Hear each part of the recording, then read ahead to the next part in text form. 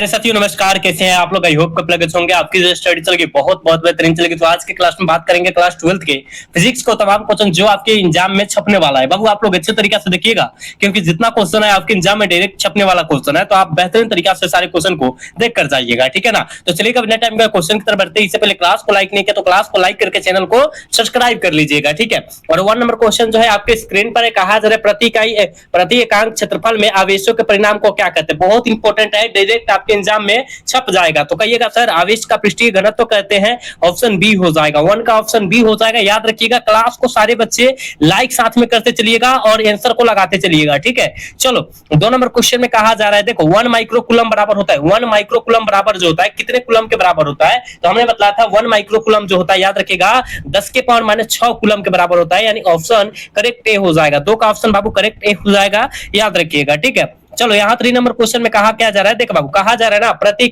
इकाई आवेश पर लगने वाले बल को कहते हैं। प्रति इकाई आवेश पर लगने वाले बल को क्या कहते हैं, तो याद रखिएगा विद्युत क्षेत्र कहते हैं या विद्युत क्षेत्र की तीव्रता कहते हैं, आप लोग याद रखिएगा, ठीक है। ऑप्शन करेक्ट सी हो जाएगा, याद रखना है बाबू। चलो यहाँ देखो 4 नंबर क्वेश्चन में क्या कहा जाता है, देखो कहा जा रहा है आवेश का बीमा होता है। बाबू आवेश का बीमा होता है आईटी। क्या होता है, आईटी कहो या एटी कहो, दोनों बात सेम होगा, क्योंकि आई से क्या होता है धारा, तो धारा को जो है ए से डिनोट करते हैं और टाइम मतलब वही टाइम में हो जाएगा, ठीक है ना, यानी ऑप्शन ए हो जाएगा, ठीक है। 4 का ऑप्शन ए हो जाएगा, याद रखिएगा। चलो यहाँ का जरा एप्सिलॉन नॉट का मात्रक है बाबू, एप्सिलॉन नॉट का मात्रक क्या होता है, तो एफएम इनवर्स होता है। क्या होता है, एफएम इनवर्स होता है, ऑप्शन करेक्ट बी हो जाएगा। 5 का ऑप्शन बाबू करेक्ट बी होगा, याद रखिएगा, ठीक है। चलो यहाँ 6 नंबर क्वेश्चन में कहा जा रहा है जब किसी वस्तु को आवेशित किया जाता है तो उसका द्रव्यमान क्या होता है। जब किसी वस्तु को हम लोग आवेशित करेंगे तो उसका द्रव्यमान क्या होगा। तो आप कहिएगा गुरुदेव जी हम जानते हैं बढ़ या घट सकता है, यानी ऑप्शन क्या डी करेक्ट हो जाएगा। 6 का ऑप्शन डी हो जाएगा, याद रखिएगा। पूरे कम समय में बाबू रे, पूरे कम समय में सारे क्वेश्चन को समाप्त करेंगे जितना क्वेश्चन है, ठीक है। चलो अगला क्वेश्चन देखोगे, स्थिर क्षेत्र विद्युत क्षेत्र होता है। स्थिर विद्युत क्षेत्र क्या होता है, हमने बतलाया था कि स्थिर विद्युत क्षेत्र जो होता है सुरक्षित होता है, बिल्कुल ऑप्शन ए हो जाएगा। 7 का करेक्ट ऑप्शन ए होगा, याद रखना है। 8 नंबर क्वेश्चन आपके स्क्रीन पर है, जल्दी लगाइएगा इसका आंसर। कहा जा रहा है 1 जो है कूलम आवेश बराबर होता है, 1 कूलम आवेश बराबर कितने यूएसयू होता है, जल्दी बतला दो। इसका आंसर क्या हो जाएगा, 1 कूलम बराबर जो होता है ना, याद रखिएगा बाबू, इसका आंसर जो हो जाएगा 3 × 10 के पावर -9 होता है, यानी ऑप्शन क्या होगा, ए करेक्ट हो जाएगा। क्या होगा, ए करेक्ट होगा, याद रखना। चलो यहाँ देखो 9 नंबर क्वेश्चन में क्या कहा जा रहा है, देखो कहा जा रहा है कि विद्युत द्विध्रुव आघूर्ण का सही मात्रक क्या होता है। विद्युत द्विध्रुव आघूर्ण का सही मात्रक जो होता है कूलम गुने क्या होता है, कूलम गुने मीटर होता है, यानी ऑप्शन करेक्ट ही हो जाएगा, ठीक है। 9 का ऑप्शन ए हो जाएगा, याद रखिएगा। चलो बबुआ 10 नंबर क्वेश्चन में क्या कहा जा रहा है, कहा जा रहा है निम्नलिखित में से किस राशि का मात्रक वोल्ट प्रति मीटर होता है। किस राशि का मात्रक वोल्ट प्रति मीटर होता है, जल्दी लगाइएगा। तो आप कहेगा विद्युतीय क्षेत्र का, ठीक है, यानी ऑप्शन क्या होगा, ऑप्शन डी करेक्ट होगा। 10 का ऑप्शन डी हो जाएगा, याद रखिएगा। 11 नंबर क्वेश्चन में कहा जा रहा है, कहा जा रहा है किसी चालक की विद्युत धारिता का व्यंजक होता है। किसी चालक की विद्युत धारिता का व्यंजक जो होता है वो क्या होता है, ठीक है। आप कहेगा गुरुदेव जी हम जानते हैं C बराबर Q बटे भी होता है, C बराबर Q बटे भी होता है, ऑप्शन ए हो जाएगा, ठीक है। नेक्स्ट क्वेश्चन में क्या कहा जा रहा है, देखोगे कहा जा रहा है ना कि किसी वस्तु का परावैद्युत हमें स्थिरांक हमेशा अधिक होता है, वो कितना से अधिक होता है, तो आप कहेगा सर 1 से अधिक होता है, ठीक है, ऑप्शन सी करेक्ट हो जाएगा। चलोगे यहाँ देखोगे 13 नंबर क्वेश्चन में कहा जा रहा है निम्नलिखित में से कौन विद्युत फ्लक्स का ऐसा मात्रक नहीं है। कौन जो है विद्युत फ्लक्स का ऐसा मात्रक नहीं है, वोल्ट मीटर इनवर्स हो जाएगा, ठीक है, वोल्ट मीटर इनवर्स हो जाएगा, यानी ऑप्शन सी करेक्ट हो जाएगा, ये वाला नहीं है, ठीक है बाबू। 13 का ऑप्शन क्या हो जाएगा, ऑप्शन सी हो जाएगा। क्लास को लाइक करते चलिएगा आप सब। देखोगे 14 नंबर क्वेश्चन में कहा जा रहा है कि एक समांतर पट्टिका संधारित्र की धारिता के लिए निम्नलिखित में से कौन सही है। निम्नलिखित में से कौन सही है, तो आप कहेगा सर हम जानते हैं एप्सिलॉन नॉट ए बटा में डी हो जाएगा। कहां दिया है, ऑप्शन ए में दिया है, ऑप्शन ए करेक्ट हो जाएगा, ठीक है। समझ में आ रहा है तुम सबको।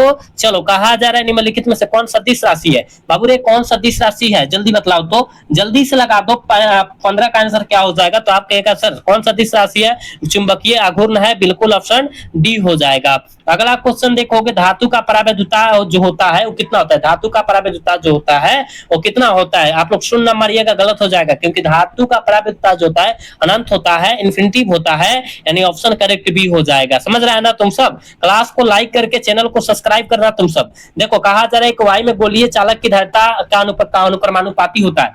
किसके अनुक्रमानुपाती होता है, जल्दी लगा दो इसका आंसर। आप कहेगा गोले के त्रिज्या के अनुक्रमानुपाती होता है, बिल्कुल ऑप्शन बी करेक्ट हो जाएगा। ठीक है ना। 17 का ऑप्शन करेक्ट भी होगा, याद रखना। 18 नंबर क्वेश्चन में कहा जा रहा है कि कार्बन प्रतिरोध में नीले रंग का मान जो होता है कितना होता है। इसका एक फॉर्मूला होता है याद करने का, बीबी रोय जीबी वाला, बीबी रोय जीबी, ठीक है। ट्रिक होता है बी से ब्लैक, बी से ब्राउन, आर से रेड, ओ से ऑरेंज, वाई से येलो, जी से ग्रीन, बी से ब्लू, ठीक है। नीले पूछा गया है तो 1 0 से गिनते जाओ, 0 1 2 3 4 5 6, यानी ब्लू कौन नंबर पाया हो, 6 नंबर पाया, ठीक है। 6 आप लोग लगाइए, कहाँ 6 है, देखो तो कहाँ 6 है रे भाई, देख भाई यहाँ पर 6 है ना, ऑप्शन सी हो जाएगा, करेक्ट ऑप्शन सी हो जाएगा, ठीक है ना। चलोगे, देखो यहाँ कहा जा रहा है कि चालक के अंदर इलेक्ट्रॉन की गति क्या होती है, चालक के अंदर इलेक्ट्रॉन की गति जो होती है अपसरित होती है, बिल्कुल ऑप्शन सी हो जाएगा। चलो 20 नंबर का क्वेश्चन का आंसर लगाओ तुम सब, क्या होगा 20 नंबर क्वेश्चन का आंसर लगाओ तुम सब। कहा जा रहा है कि टी समय तक धारा आई के प्रवाह के कारण 8 प्रतिरोध के चालक के उत्पन्न विद्युत धारा जो होती है वो क्या होती है,